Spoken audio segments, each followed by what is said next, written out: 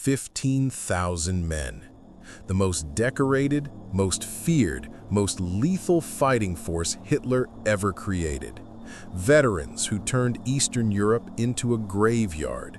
Soldiers who didn't just fight wars, they exterminated populations. And they just received their orders. Their mission? Reach Normandy, stop the Allied invasion, save the Third Reich. But here's what nobody expected. In just 8 days, this elite division would commit atrocities so horrific that even Nazi high command would be shocked. They would hang 99 men from street lamps as crowds watched. They would lock 247 women and children in a church and burn them alive. They would erase an entire village from existence. This is the true story of Das Reich, Hitler's death squad. And by the end of this video, you'll understand how ordinary men became monsters, how their uniform turned them into killing machines, and why most of them never faced justice. But first, let me tell you about a 17-year-old boy who had no idea what he was about to become. His name was Elimar Schneider, 17 years old, from Alsace, a French region annexed by Nazi Germany. One day, he's a regular teenager. The next, he's standing naked in front of SS officers. Listen to what he remembered. At the review board, a Waffen-SS officer looked me straight in the eye and asked if I had flat feet. He smiled at my response and said, "You too will get the stamp." After an extremely thorough medical examination, I received my military record book bearing the famous stamp, "Passed for service in the Waffen-SS." Notice what he said. I signed nothing, no enlistment papers. But to the Nazis, Elimar was now a volunteer, a member of the Schutzstaffel, the SS, Hitler's personal army within an army. Now here's what made Das Reich different from every other military unit. These weren't regular soldiers. The SS was a cult. Every member received intense political indoctrination. They were taught they were superior beings, the genetic elite, the future rulers of Europe. Their commander? Heinz Bernhard Lammerding. Remember that name. 39 years old, former civil engineer, early Nazi Party member. But here's what really qualified him for command. He was a proven mass murderer. In Belarus and the Baltic states, Lammerding had already perfected the art of extermination. This man had personally overseen the hanging of 100,000 civilians between Kharkov and Kiev. To him, killing wasn't a necessary evil of war. It was a management problem, something to be organized, systematized, made efficient. And now he commanded 15,000 men, hundreds of tanks, thousands of weapons. But here's the twist that would change everything. Despite their reputation, Das Reich in 1944 was falling apart. Half their men were dead, killed on the Eastern Front in the catastrophic Battle of Kursk. Of the 15,000 gathered in southern France, 9,000 had never fired a shot. They were teenagers, recruits from Hungary, Croatia, Romania, former Soviet prisoners who joined to escape death. Their equipment? Obsolete, faulty. 60% of their tanks didn't work. 30% of their vehicles were broken. This elite division was a shadow of its former self. But they still had one thing going for them: experience in terror. You see, Das Reich didn't just fight armies. On the Eastern Front, they had learned a different kind of warfare. In Belarus, they had burned 628 villages to the ground. That's one village every 2 days for 4 years. In each village, the same procedure: gather the civilians, shoot the men, lock women and children in barns or churches, then burn everything. These men knew how to make populations disappear. And as they prepared to leave for Normandy on June 8, 1944, the villages they passed became silent. Windows shuttered, streets empty, because everyone remembered what happened when Das Reich came through before. 3 weeks earlier, in Frégine, they had hanged 3 women from their balconies and executed 10 men before torching the entire village. In Figeac, assisted by the Gestapo, they arrested 800 people in 2 days, burning, looting, terrorizing. This was their calling card. But standing in their way was something they hadn't expected. The French resistance was about to make its stand. For years, they'd been outgunned, outnumbered, hiding in forests and abandoned farms. But D-Day changed everything. De Gaulle's message was clear. The simple and sacred duty is to fight by all means available, destroy the enemy. And suddenly, the resistance had weapons. The British Royal Air Force had dropped 3,627 tons of arms over France, 10 times more than the previous year. Among the resistance fighters were 4 extraordinary individuals: British Special Operations Executive Agents, elite saboteurs trained in London for this exact moment. And one of them was a 23-year-old woman who would become a legend. Her name was Violette Szabo. Half French, half English, stunning, fearless, a widow. Her husband died fighting at El Alamein, leaving her with a 2-year-old daughter named Tanya in London.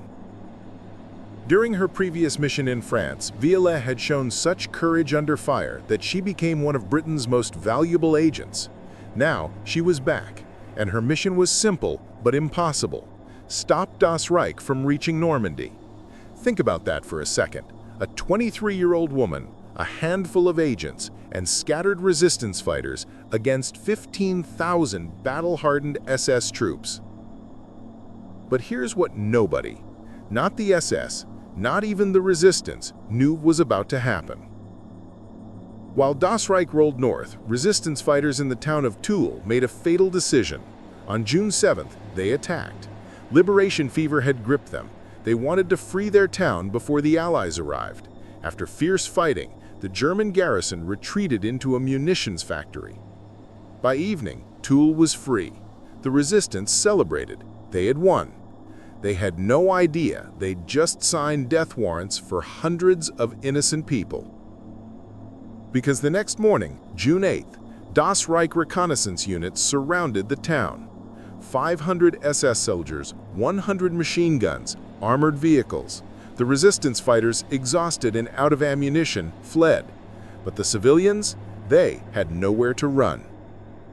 At dawn, SS soldiers went door to door.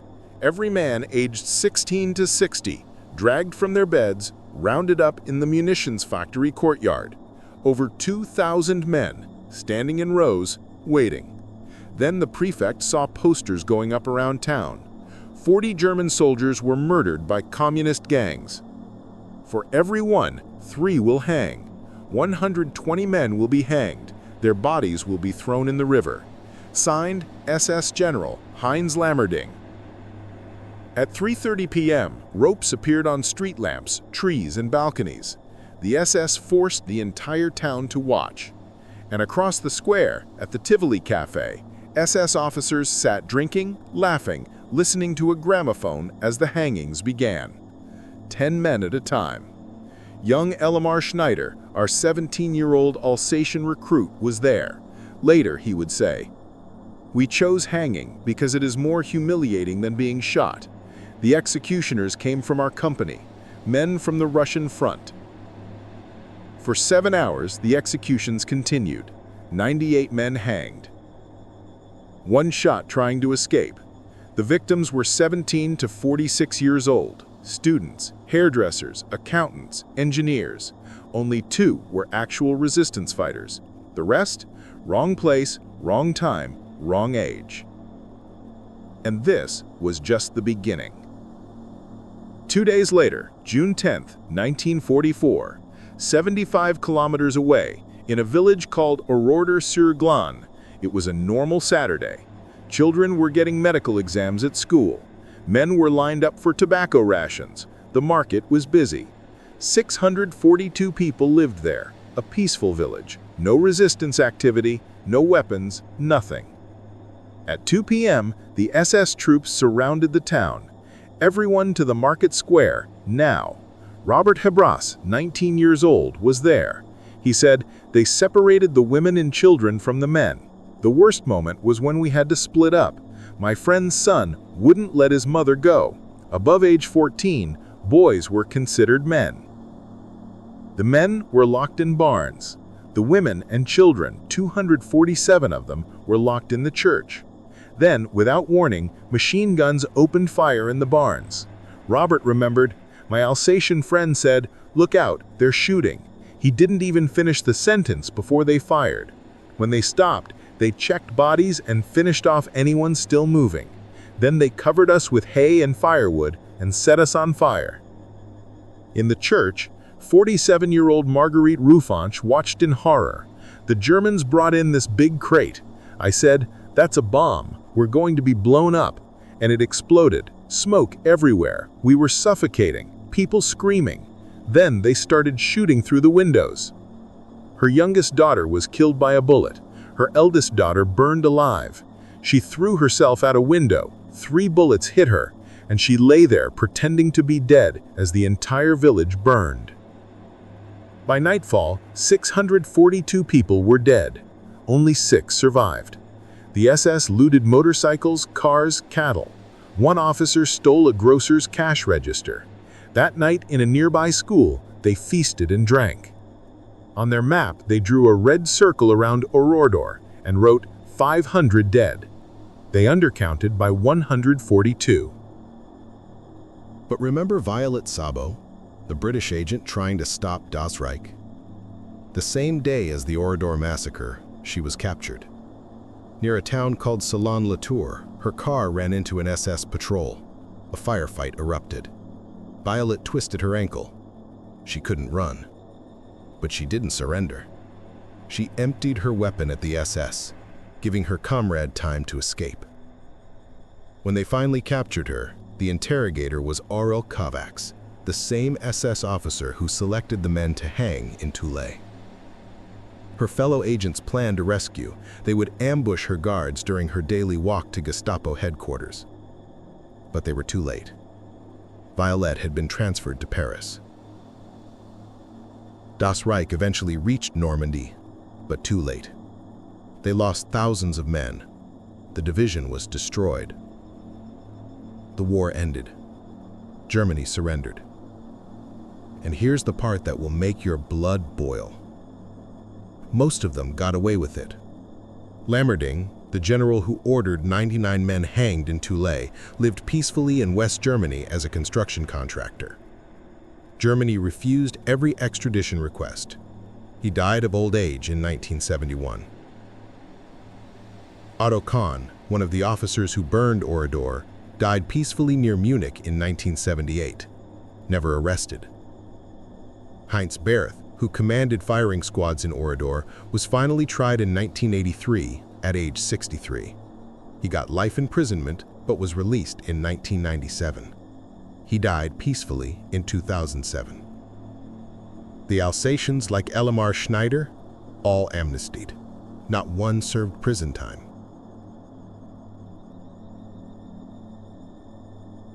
And Violette Szabo? She was executed behind the crematorium at Ravensbrück concentration camp in February 1945, just 3 months before Germany surrendered. Her daughter Tanya was still waiting for her in London. She was 3 years old. Today, Oradour-sur-Glane remains exactly as the SS left it. A ghost village, burned cars, ruined buildings, a memorial to 642 innocent people. And at the entrance, carved in stone, are the names of 319 French Parliament members who voted to amnesty the killers.